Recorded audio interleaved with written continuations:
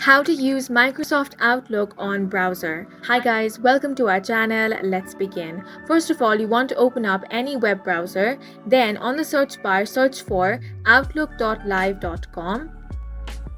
Here, you will first of all have to log into your Microsoft account. For that, enter your ID and password.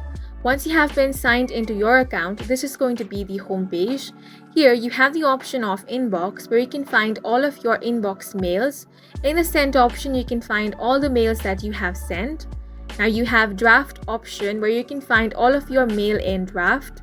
You also have the Deleted Items option, where you can find all the mails that you have deleted. The mails will be deleted after 30 days. Before that, you can restore the mails as well. Now below, you have the option of folders to make it easier for you to find your mails. You can also add a new folder if you want. For that, you can simply click on the Create New Folder option.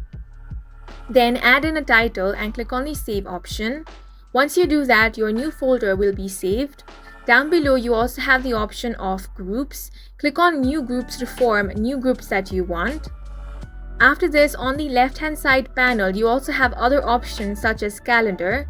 From here, you can find out all of your scheduled events. You can also create a new event if you want. After that, you have the option of contact. From here, you can import the contact and add new people as well. Then down below, you have some other applications of Microsoft 365 such as PowerPoint, Excel, and Word.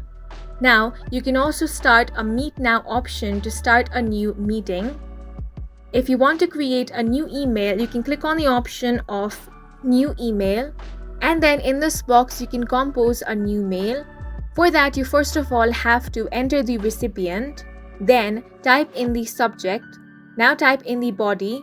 After that, you can also attach files. For that, you want to click on this icon. Then you can simply attach a file from here.